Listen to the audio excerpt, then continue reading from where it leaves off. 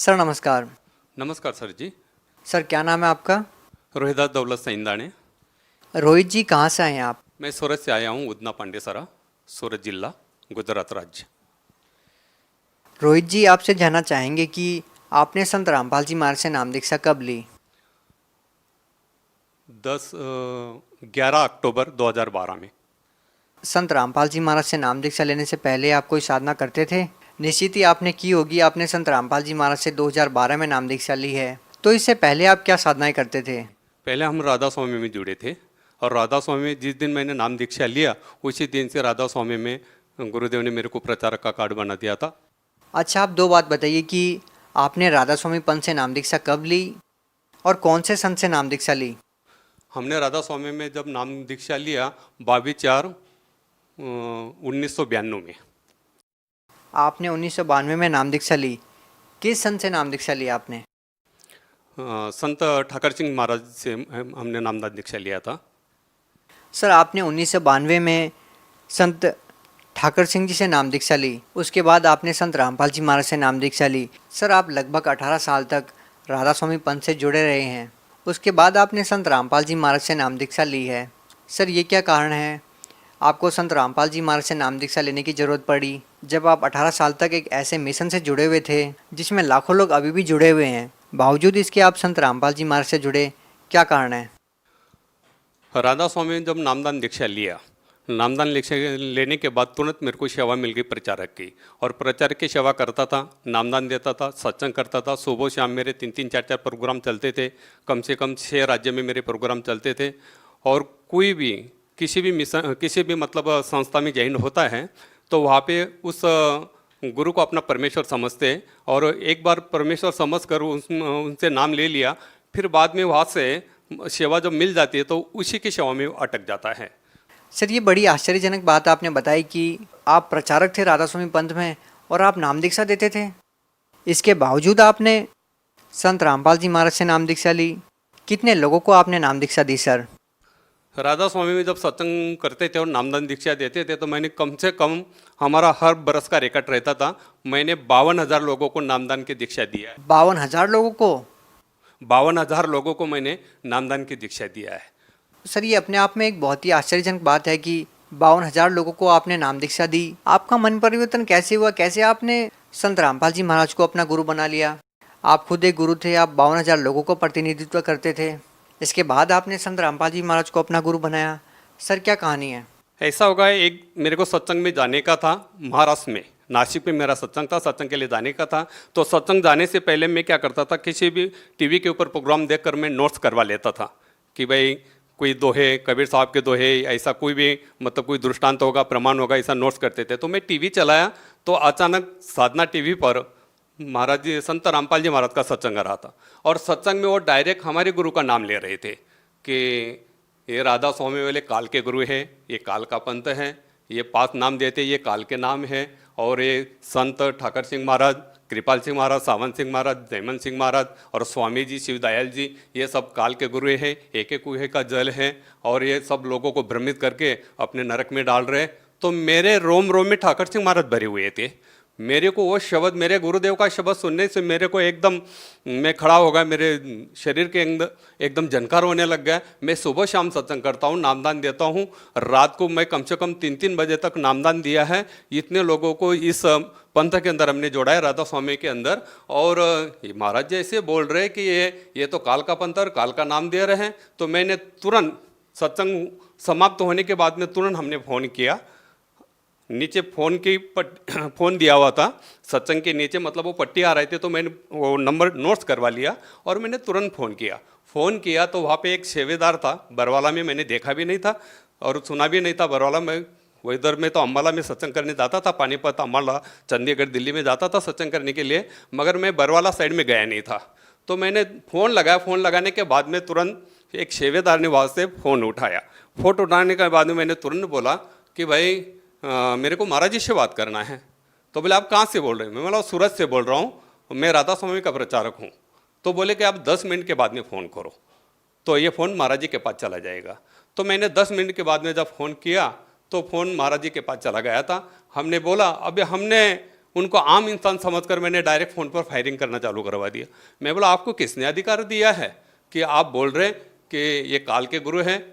बोले आप कौन है? मैं बोला मैं गुजरात से बोल रहा हूँ, सूरत से बोल रहा हूँ, राधा स्वामी का प्रचारक हैं, और आप बोल रहे कि ये राधा स्वामी वाले संत ठाकर सिंह महाराज मेरे गुरु हैं, और आप बोले कि काल के गुरु है, तो आपको किसने अधिकार दिया ऐसा बोलने का?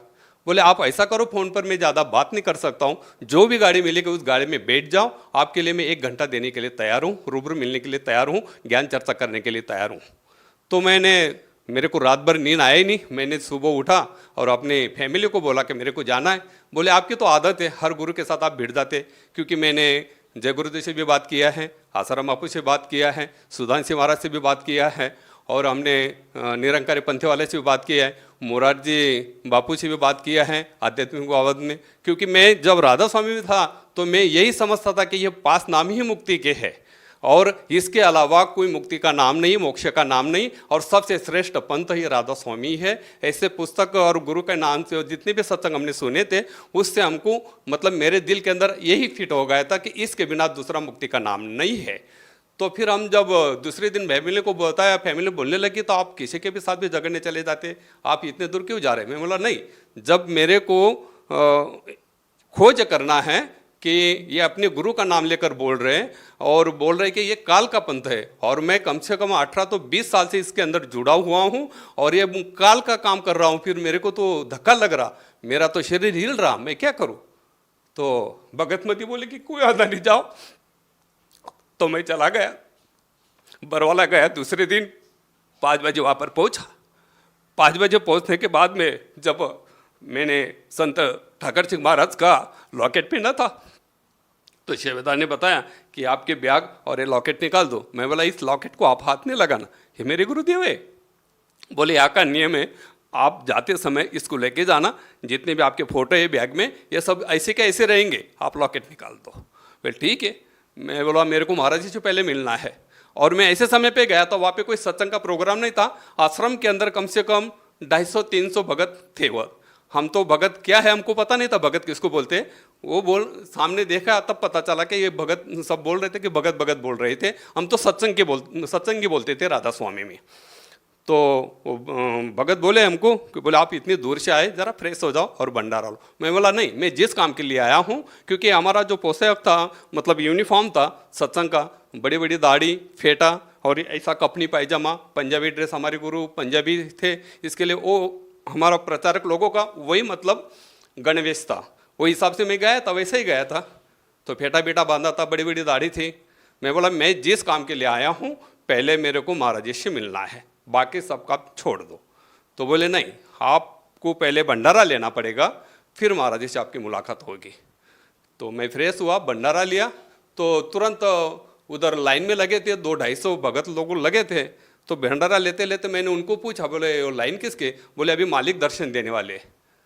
तो मैंने नाम तो नहीं लिया था और वो भगत ने भी मेरे को कुछ पूछा नहीं, कि मैं डायरेक्ट भंडारा थोड़ा सा जितना लिया उतना लेने के समाप्त करने के बाद तुरंत लाइन में लग गया। लाइन में लग गए। जब महाराज जी दर्शन देते देते, सबको दर्शन देते देते मेरे पास आए और मेरे को डायरेक्ट बोले आप सूरत वाले हो? मैं बोला हाँ। तो सूरत वाले हो ऐसे बोलते ही मेरे दिल के अंदर थोड़ा सा विचार कि ये डायरेक्ट कैसे मेरे को पहचान लिया कि सूरत वाले। बोले आपने ही फ़ोन किया था? बोले मैं बोला हाँ। बोले आप साइड में हो जाओ। तो मेरे को साइड में खड़ा करवा दिया। साइड में खड़ा करने के बाद सबको दर्शन देने के बाद मेरे पास आए। बोले आप बहुत बोल रहे थे फ़ोन पर? मैं बोला हाँ। बोले आप ही बोल रहे थे? मैं बोला हाँ। बोले आप राधा स्वामी के प्रचारक हो? मैं बोला हाँ। तो आपके पास कोई प्रमाण है? मैंने तुरंत अपना ID कार्ड बताया प्रचारक का।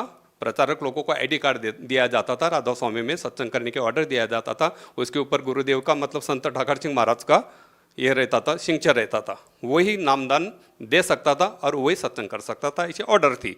तो मैंने वो दिखाया, वो जेरोक्स था। तो संत रामपाल जी महाराज ने मेरे को बताया कि बोले ये मेरे को दे दो। मैं बोला कोई वादा नहीं, ये जेरोक्स से ले लो आप। तो बोलने लगे आप फ़ोन पे इतने बहुत बोल रहे थे। मैं बोला अभी मैंने नाम दीक्षा लिया नहीं, तो मैंने डायरेक्ट महाराज जी से डायरेक्ट आम आदमी समझ कर मैं बोलने लग गया कि आप ऐसे कैसे बोलते हैं महाराज जी कि ये काल का बनता है राधा स्वामी, संत ठाकर सिंह ये काल के नाम दे रहे हैं और सभी संगत को भ्रमित कर रहे हैं। मैं 18 तो 20 साल से मैं मेरे जीवन के पूरे इतना समय इसमें गुजार दिया और आप बोल रहे कि ये काल की सेवा है और काल का मंत्र है। तो मेरे को तुरंत बताने लग गए कि बोले ये काल का ही मंत्र है और एक काल के ही गुरु है। तो तुरंत मेरे को रामायण का ये बताया। बोले तुलसीदास आप पढ़ा है? बोले रामायण। मैं बोला नहीं। बोले आप जब सत्संग देते थे और आपको गुरु प्रणाली मालूम है? मैं बोला जब सत्संग करता हूँ गुरु प्रणाली क्यों नहीं मालूम रहेगी।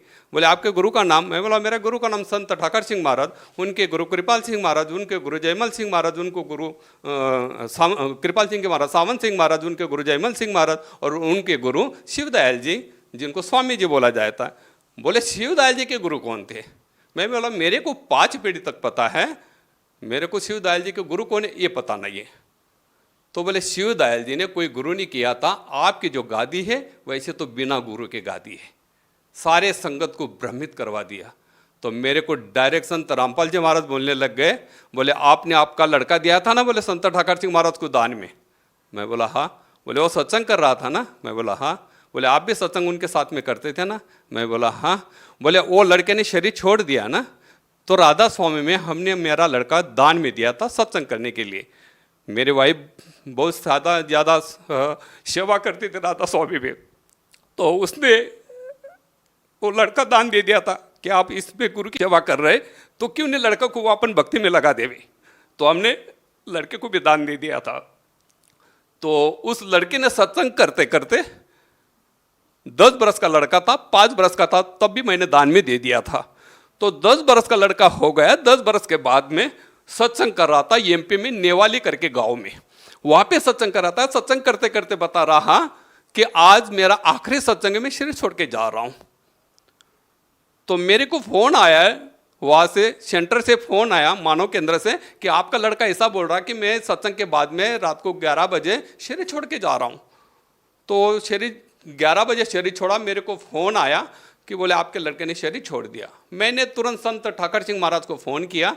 मैंने आपका मेरा लड़का आपको दिया था आपका परमेश्वर का काम करने के लिए, हम आपको परमेश्वर समझते हैं, आपका काम कर, आप जब परमेश्वर है तो अभी उनका संसार का कार्य भी नहीं चालू हुआ है, 10 वर्ष का लड़का है, तो आप इनको जीवदान क्यों नहीं दिया, उसकी आयु आपने क्यों नहीं बढ़ाई। तो संत ठाकर सिंह महाराज मेरे को बोले आप अपने लड़के को घर पे लेके आओ, मैं आपके घर पे आ रहा हूं। तो संत ठाकर सिंह महाराज मेरे घर पर आए। घर में बैठने के बाद पूरी संगत बैठी थी राधा स्वामी की, वो बैठी थी और मेरे को संत ठाकर सिंह महाराज ने बोले आपका लड़का कहाँ पर है जरा देख लो। तो संत ठाकर सिंह महाराज ने मेरे माथे पे हाथ रखकर बताया कि देखो बोले ये लड़का था, इसने 5 बार शरीर ले चुका था, अभी इसका मोक्ष हो गया। अब मेरे वो गुरु थे, इसके लिए मेरे को गुरु ने जो भी शब्द बताया वो मानना, क्योंकि गुरु वचन ने पलटे पलट जाए ब्रह्मांड, वो हिसाब से लोगों को हम सत्संग करते तो वो गुरु का शब्द मतलब मानना ही चाहिए और गुरु को परमेश्वर समझना ही चाहिए। तो मैंने गुरु ने जो बताया तो मैंने सारी चीज मान ली। तो ये सारी कहानी संत रामपाल जी महाराज ने मेरे को हाथ रखा, बोले ठाकर सिंह महाराज ने आपको क्या बताया था? मैंने कुछ भी नहीं बताया था, संत रामपाल जी महाराज को कुछ भी नहीं बताया था। सारी बोले संत ठाकर सिंह महाराज आपके घर पर आए थे ना? मैं बोला हाँ। बोले उसने आपका लड़का बताया था ना कहाँ पर बैठा है? मैं बोला हाँ। जब मेरे माथे पे हाथ रखा और बताया कि बोले देख लो आपका लड़का कहाँ पर, ठाकर सिंह महाराज ने कहाँ पर बताया था जरा देख लो। तो त्रिकुटी के अंदर प्रकाश में मेरा लड़का को ठाकर सिंह महाराज ने बताया था और यहाँ पे उनका मोक्ष हो गया, यही परमेश्वर का रूप है। तो ऐसे ठाकर सिंह महाराज ने बताया था ना बोले आपको? मैं बोला हाँ।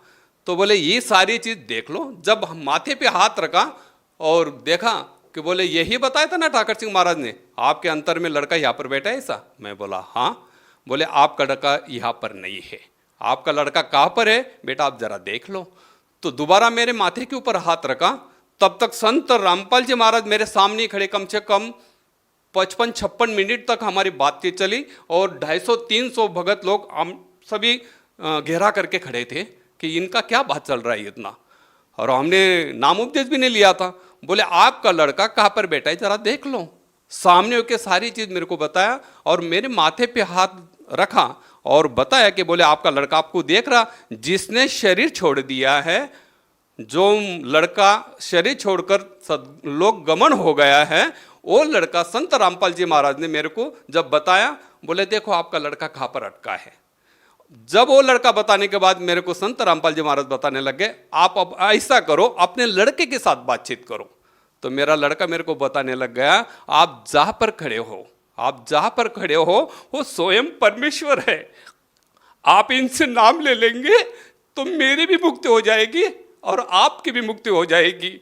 आपने मेरे को काल के भक्ति में लगाया था तो मेरी भक्ति यहाँ तक थी तो मैं यहाँ तक पहुँच गया।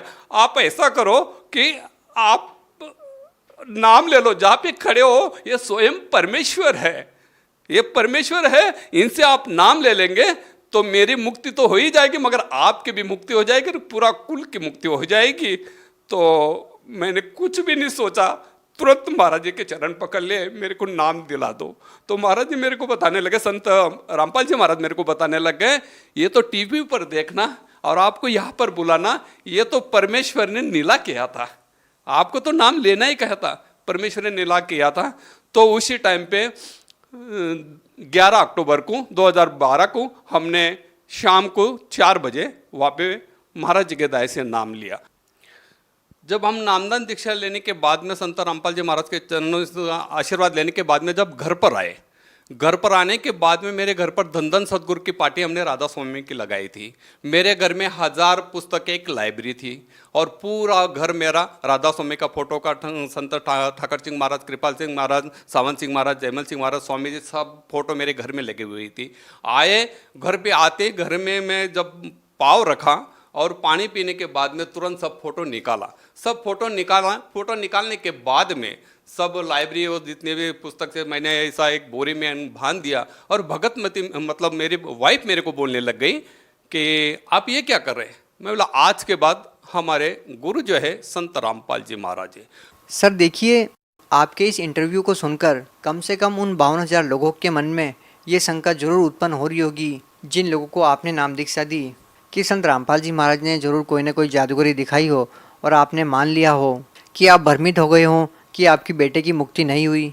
केवल इसी आधार पे आपने संत रामपाल जी महाराज को अपना गुरु बना लिया। क्या ये सही है? उन लोगों के मन में जरूर ये प्रश्न उठ रहा होगा, आप उन लोगों को क्या कहना चाहेंगे?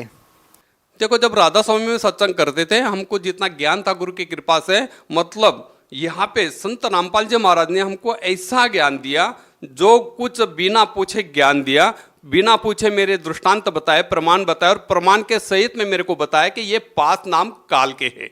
जब मेरे को ये पता चला और घर पे आके जब मैंने वो पार्टी चेंज किया और मेरे घर के बाजू में मैं हमेशा हर गुरुवार को सत्संग करता था और बाहर ही जाता था, हफ्ते में 1 दिन आता था। जो लोगों ने राधा स्वामी लोगों ने जो वो पार्टी देखा, मैंने वहाँ पे साहेब करके बड़ी पार्टी लगवा दिया और निकाल दिया। तो मेरे साथ झगड़े करने के लिए लोग आने लग गए कि बोले आपने ये क्या करवा दिया और आप हमको नाम उपदेश आपने दिया है और आप हमको छोड़ के उधर चले गए, उधर आप चले गए, तो ये कैसा हो गया।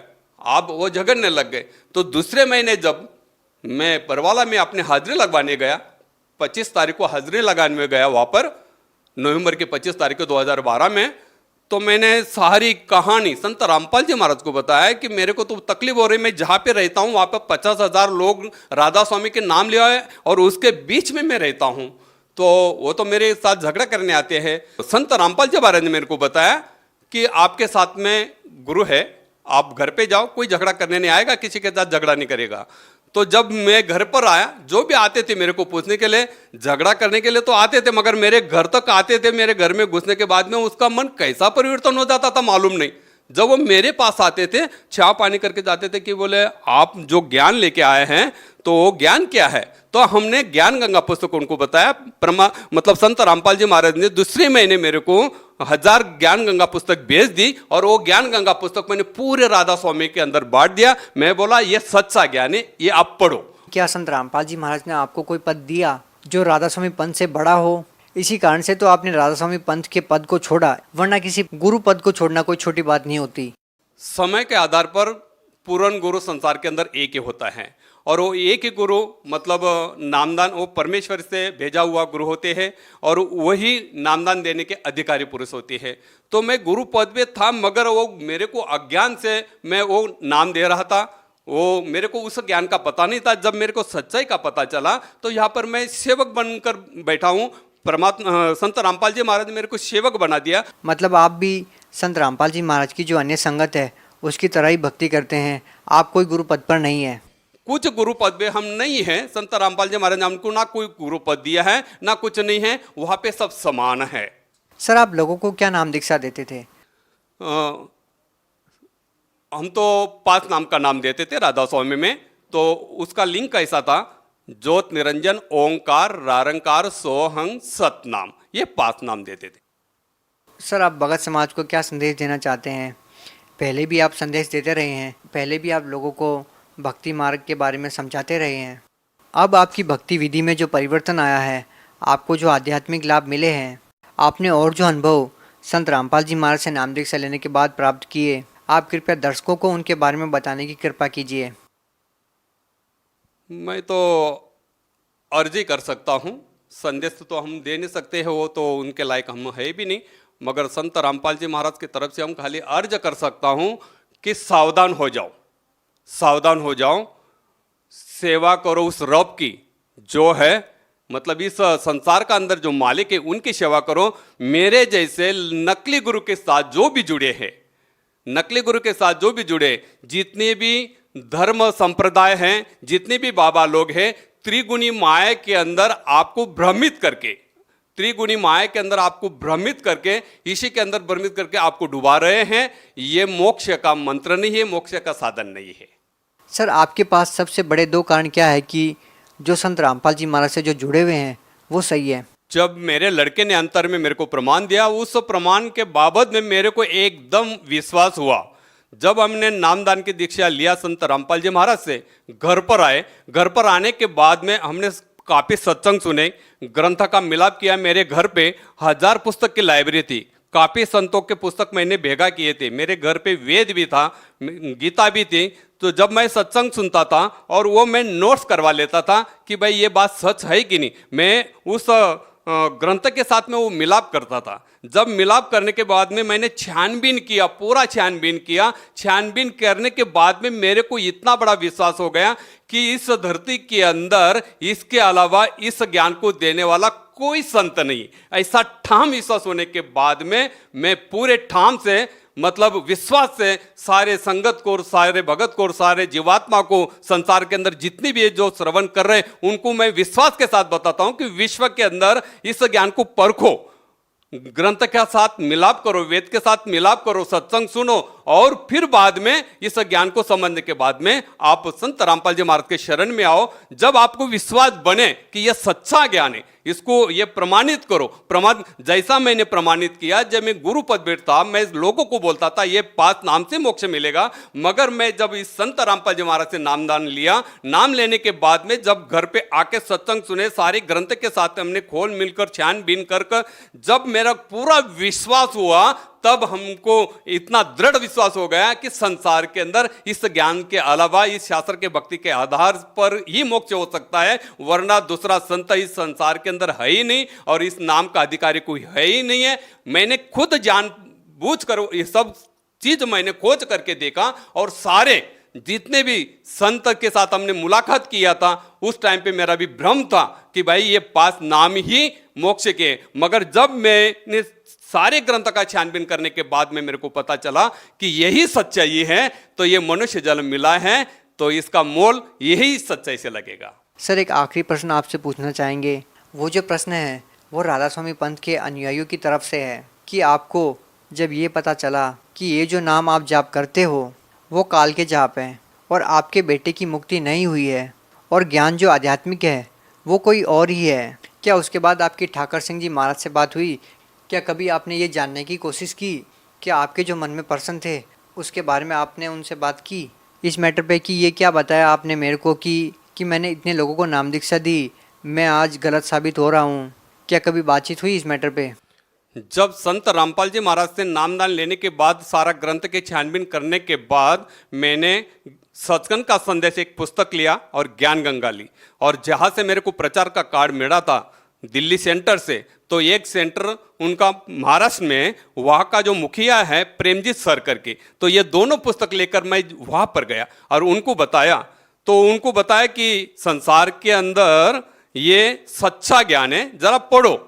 और मैंने जब आपके साथ में, क्योंकि वो प्रचारक का हेड था, उनके साथ में हम सत्संग करते थे, बैठते थे, उठते थे, हमारा अच्छा गुरु भाई जैसा रिश्ता था। जब हमने उनको बताया कि ये मैंने ये असत्य त्याग दिया है और सत्य का मार्ग पकड़कर संत रामपाल जी महाराज से नामदान दीक्षा लिया है और यह सच्चा ज्ञान है, मैंने प्रमाणित किया है छानबीन कर, सब वेदों के शास्त्र के आधार से ये छानबीन कर मैंने देखा है, जरा आप भी देख लो। उसी समय पे वो सामने होकर परमजीत सर मेरे को बोलता है, जो प्रचारक का हेड है वो मेरे को बोलता है, इस संसार के अंदर कबीर साहब ही परमेश्वर है, इसका अलावा कोई परमेश्वर नहीं है।